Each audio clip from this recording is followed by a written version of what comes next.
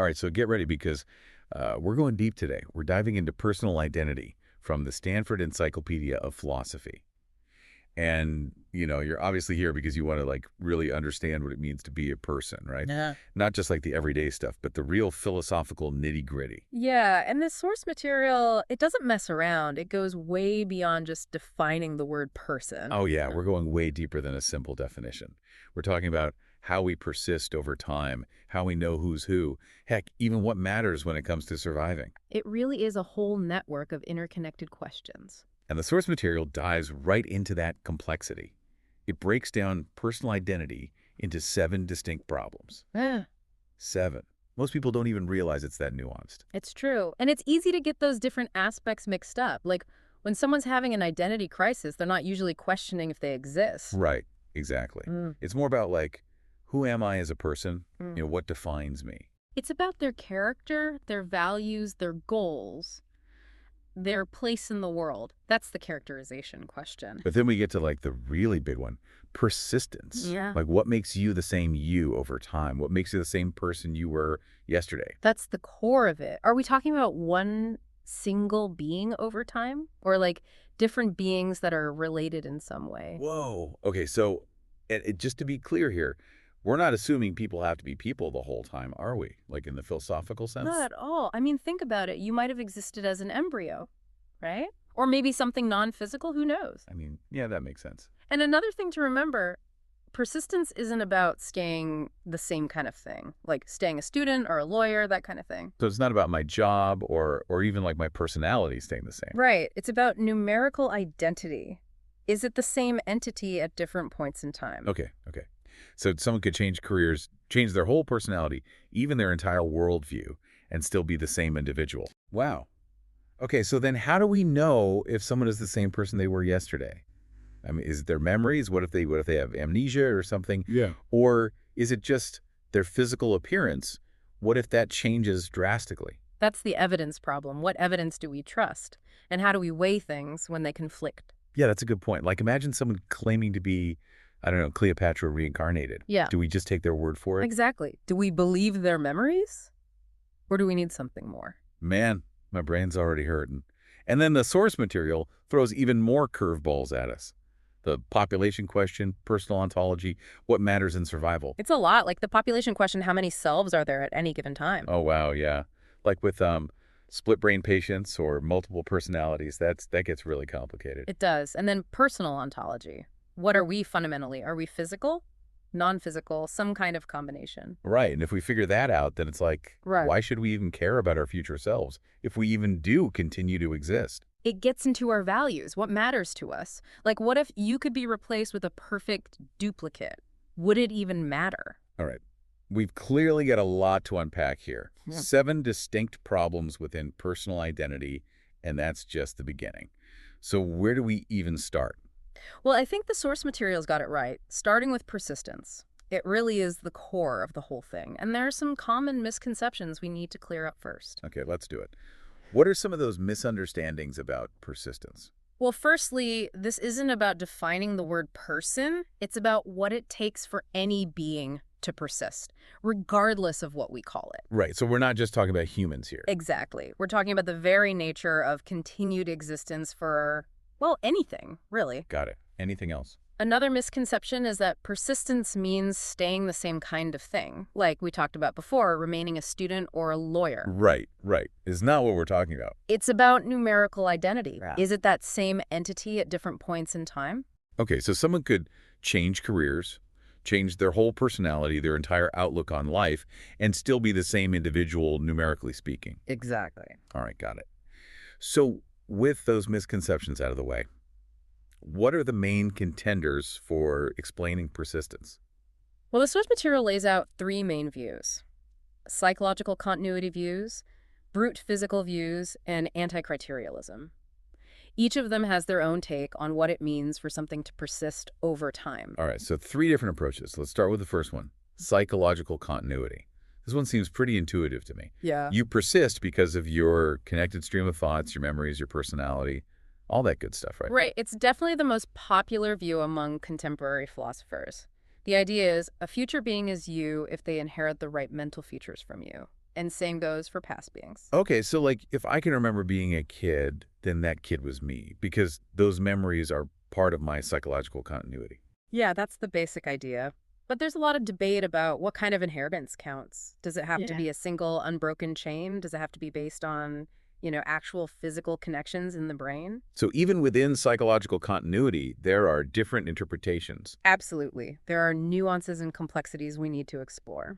All right, well, let's just start with the basics then. Let's think about that classic brain transplant thought experiment. Ah, yes, a classic. If your brain was put into a new body, wouldn't you wake up in that new body? Wouldn't your consciousness just be transferred over? That's the intuition behind psychological continuity views, yeah?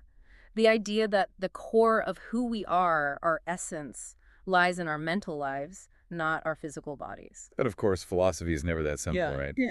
What are some problems with this seemingly straightforward view? Oh, there are a few. One challenge is the memory criterion, and it's got some pretty famous pitfalls. Okay, so the idea is that you are the person whose experiences you can remember. What's wrong with that? Well, for one thing, memory isn't always transitive. You might remember being a teenager, and that teenager might remember being a child, but you might not have any direct memories of being a child. Does that mean you're not the same person you were as a child? Well, no, that seems kind of illogical. There has to be a more solid connection than that. What else is wrong with just relying on memory? Well, you can only remember your experiences, right? Oh. So saying you persist because you remember your past might be circular reasoning. We need to already know it's your experience to count it as memory. Okay, that's a good point. So using memory alone to define persistence doesn't quite work. Does the source material offer any, like, fixes for this memory problem? They do. One idea is quasi-memory, which is basically memory without requiring sameness of identity. Quasi-memory. So I could have quasi-memories of things that happened to, like, my great-grandparents. Exactly. It would let you remember things that happened to someone else as long as there's the right kind of psychological connection. Huh. Okay, so what kind of psychological connection are we talking about here? Like, does it have to be genetic or something else? That's where things get tricky. And, even with quasi-memory, we still run into the issue of unconsciousness. We don't remember what happens when we're asleep, but surely we don't cease to exist every time we doze off, right? Right, of course. So is there a way to define psychological continuity that goes beyond simple memory, something that accounts for unconsciousness and all the other weird stuff? Yeah, the source material points us toward a more sophisticated version, one that relies on causal dependence rather than just memory. Right, causal dependence. Lay it on me. Think of it this way. It's not just about what you consciously remember. It's about all the complex ways our current mental states are caused by our past selves. Okay, I think I'm following. So even though I might not remember everything from my childhood, those experiences still shaped who I am today. They caused this chain reaction of mental states that's still continuing right now. Precisely. And that chain of causal dependence is what constitutes psychological continuity, even through periods of unconsciousness. It's about how our mental lives are interconnected over time. This is making me think about, like, the nature of the self. Is it something that's constantly changing? Or is there some kind of core that remains the same? Excellent questions. Those get to the heart of the debate. And, even this fancier version of psychological continuity with causal dependence still faces challenges. The source material goes into some really mind-bending scenarios like brain state transfer. Brain state transfer, that sounds intense. What if we could copy your entire mental state onto a computer? Or even into another brain? Okay, now we're getting into some serious sci-fi territory. Right. Would that count as genuine psychological continuity? Would you wake up in that new form? I mean, that's a huge question. Like, would it really be me or just a copy? That's a question that even psychological continuity theorists disagree on. Some argue it would be you, essentially transferring your consciousness. Others say it's just a copy, not the real you. So even with causal dependence, there are still these gray areas.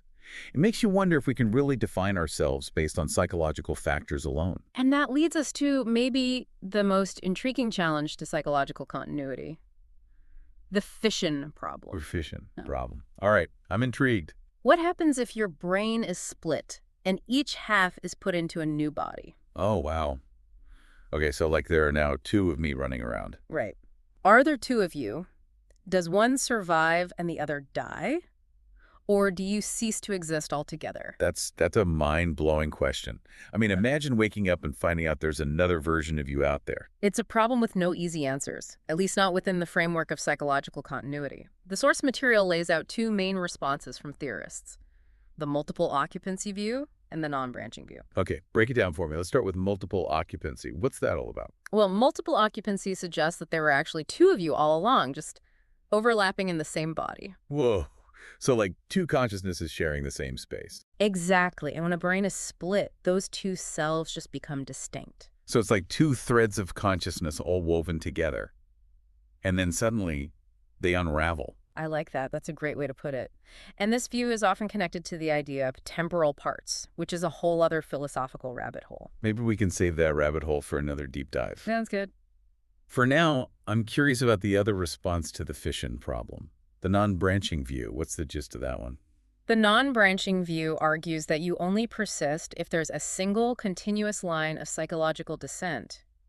So in the fission case, neither of the resulting individuals would be you. They'd both be new beings, and you would cease to exist. Whoa. So fission equals death. That seems a bit harsh. Wouldn't it be better for, both parts of your brain to survive, even if they're in different bodies? That's a common reaction, and it leads to some really interesting questions about what truly matters in survival. If you could choose between having one half of your brain survive in a new body or having both halves survive in separate bodies, what would you choose and why? That's a seriously deep question. It makes you think about your priorities, what you truly value about your own existence. Is it just about numerical identity, or is it something more? Exactly. The non-branching view, with its emphasis on a single line of descent, forces us to confront these questions head-on. Maybe what matters isn't our numerical identity, but the continuation of our psychological states, regardless of who's experiencing them. Man, this is heavy stuff. We've covered a lot of ground.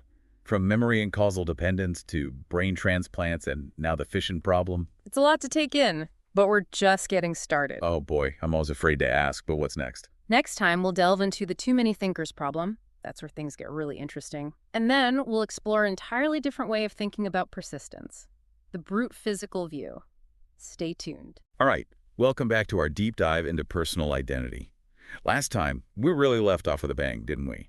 That whole fission problem, splitting brains, multiple selves, it was a lot. Yeah, definitely some mind-bending stuff. It really makes you question what we think we know about the self. For sure.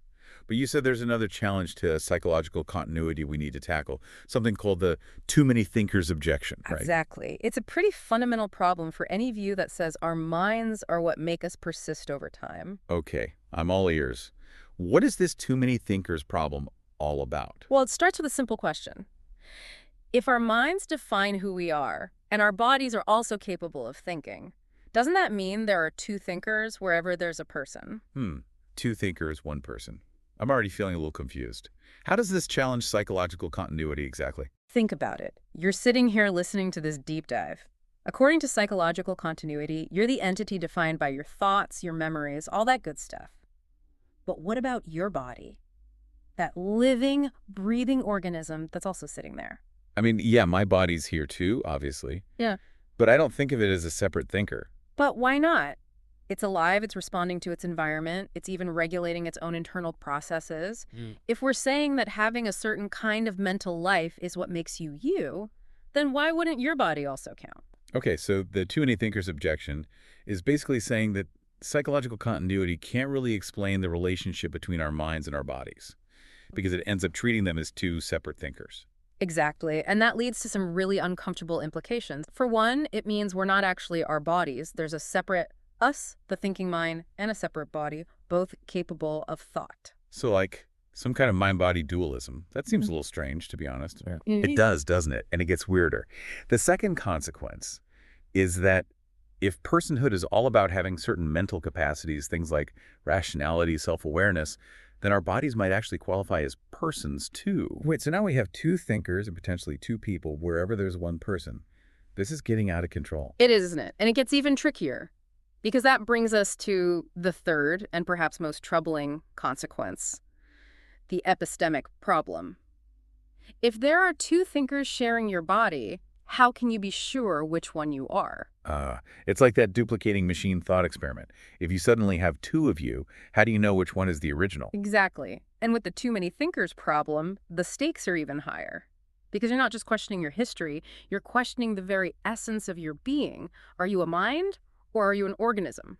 So this too many thinkers problem really throws a wrench into things Yep. for psychological continuity. What do defenders of this view say about it? I mean, they can't just ignore it, right? Of course not. There are a few ways they try to address it. One common defense is to simply deny that organisms can think. They say that despite all appearances, our bodies are just complex biological machines running on autopilot, not truly conscious or aware in the way that we are. So they're saying that the body is just a vehicle for the mind, and that the real thinking only happens in the non-physical mind. Right. But of course, that raises a lot of its own questions, like why couldn't organisms be conscious? And it leads to all sorts of thought experiments about philosophical zombies, beings that are physically identical to us, but lack any inner experience. Yeah, the idea of my body being a zombie is a little creepy. I'm not sure I buy that one. Are there other ways to tackle the too many thinkers problem? Ones that don't require philosophical zombies? There are. Another response focuses on the concepts of personhood and first-person reference.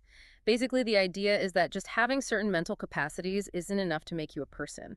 You also need to persist in the right way through psychological continuity. Okay, so it's not enough to be a thinker. You have to be a thinker that persists through this specific kind of psychological connection. Right. So this view would say that even if our bodies are capable of some kind of basic thought, they're not persons because they don't persist in the right way. They persist through, well, just existing physically, right? Not through this chain of psychological states. Exactly. So that gets rid of the two people problem.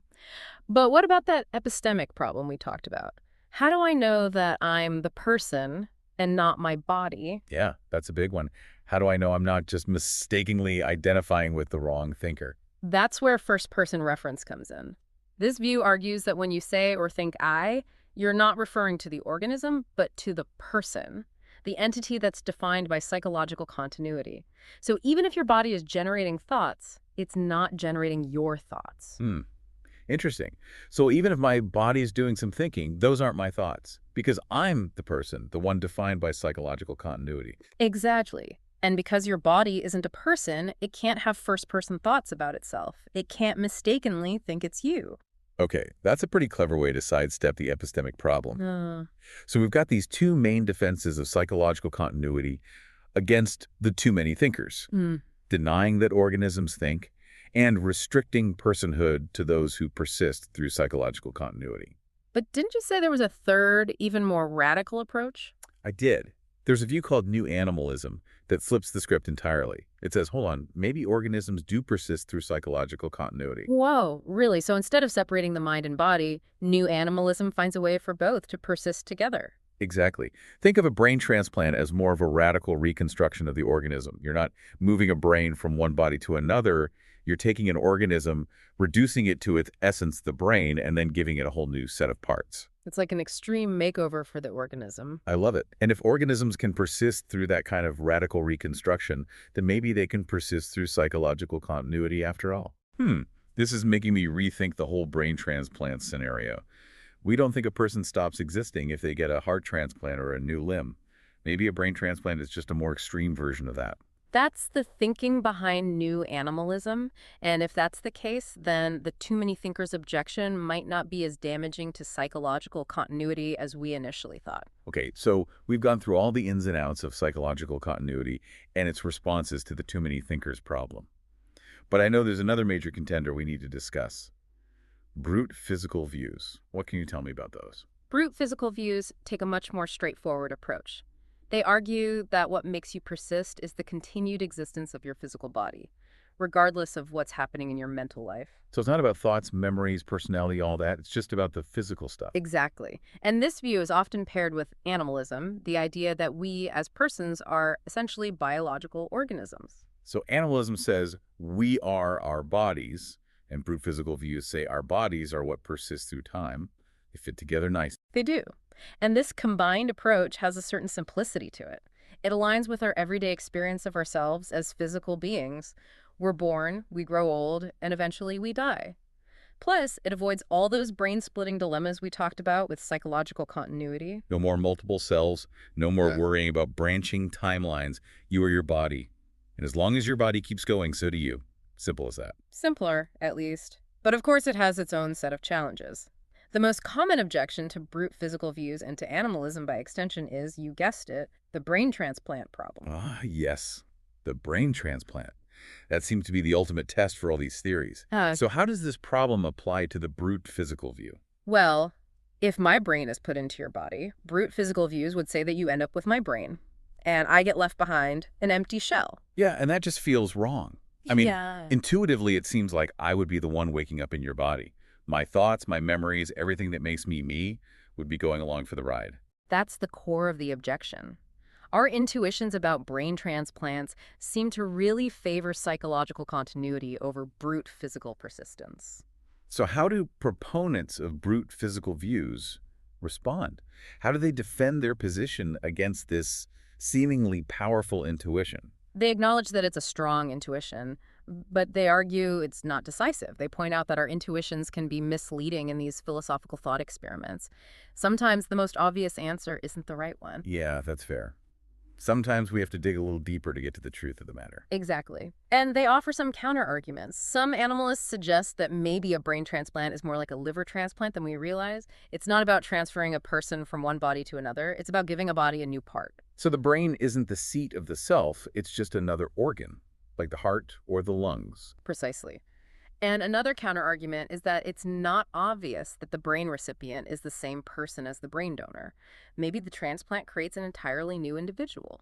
Or maybe it just results in the death of both the donor and the recipient. Wow, those are some pretty thought-provoking responses. It definitely makes the brain transplant scenario a lot more complicated than it seems at first glance. So even though brute physical views have this intuitive appeal of simplicity, they still have to grapple with these complex questions. Absolutely. And it really highlights how deeply intertwined these debates about personal identity are with our understanding of the mind, the body, and even the nature of life and death. All right, welcome back to our final deep dive into the philosophy of personal identity. It's been quite a journey, hasn't it? Brain transplants, multiple selves, the idea that our bodies might be thinking things. Yeah. It's all been very thought-provoking. It really has. We've dug deep into some really complex questions about what it means to be a person and what makes us who we are. And as we've seen, this isn't just some isolated philosophical puzzle, right? Yeah. It connects to all these bigger questions about the nature of reality and our place in it. Exactly. Remember those two main views we discussed, psychological continuity and brute physical views? Well, the debate between them goes way beyond just personal identity. It touches on metaphysics, epistemology, even the philosophy of language. Okay, so how does personal identity tie into all those other areas of philosophy? It seems like everything's connected. It really is. Let's start with the nature of mental properties. If you're going to say that organisms can't think, like some psychological continuity theorists do, then you need to explain what thinking is and why organisms wouldn't qualify. So we're talking about the philosophy of mind here. What does it mean to have a mind? What are mental properties? How do they relate to the physical world? Right. And then if you accept that organisms can think, like the too many thinkers objection suggests, you've got another problem. How do we know that we're not our bodies? That's a good point. How can I be sure I'm not just mistakenly identifying with the wrong thinker? That takes us right into epistemology. How do we know anything about ourselves? What makes our first-person perspective unique? Wow, so figuring out who we are is also about figuring out how we know anything at all. It seems like everything in philosophy really is interconnected. It really is. And then you've got the philosophy of language. What do we even mean when we say I? Does it always refer to the same thing? Or could it sometimes refer to the person, sometimes the organism, maybe sometimes a collection of temporal parts? Okay, wait a minute. Temporal parts again. It seems like this view of time, where we're made up of all these individual slices, really complicates things. It really does. If we accept this view of time, then there are all sorts of candidates for you at any given moment. There's the organism, the psychologically continuous self, the collection of temporal parts connected by psychological states. So instead of one me, there's like a whole committee of me's. Right. It gets very complicated. But seriously, how do we determine which one is the real me if we're thinking about ourselves in terms of these temporal slices? Well, that's the million-dollar question, isn't it? Yeah. And the source material suggests there might not be a single right answer. It could be what philosophers call indeterminate. There's just no clear way to decide which one is the true you. So after all this deep diving, are we left with more questions than answers? It seems like we've barely scratched the surface of this personal identity problem. That's often the way it goes in philosophy. It's not always about finding definitive answers. Sometimes it's about asking the right questions, exploring the complexity. And I think even though we haven't solved the mystery of personal identity, we've gained a much deeper understanding of all the different ways we can think about it. I agree. We've gone from brain transplants to multiple cells to temporal parts, and it's all connected in these amazing ways. Right. It's all part of the bigger philosophical picture. And I think that's what's important to take away from this deep dive. These questions about who we are have big implications. They make us rethink our assumptions about the mind, knowledge, language, even reality itself. It's like this one topic unlocks a whole universe of philosophical inquiry. I love that. And as we wrap up, I want to leave you with one final thought-provoking question to ponder. The source material puts it like this. If personal identity is so complex, maybe even indeterminate, what does that mean for our ideas of responsibility and morality? What does it mean for the value of our own lives? That's a huge question.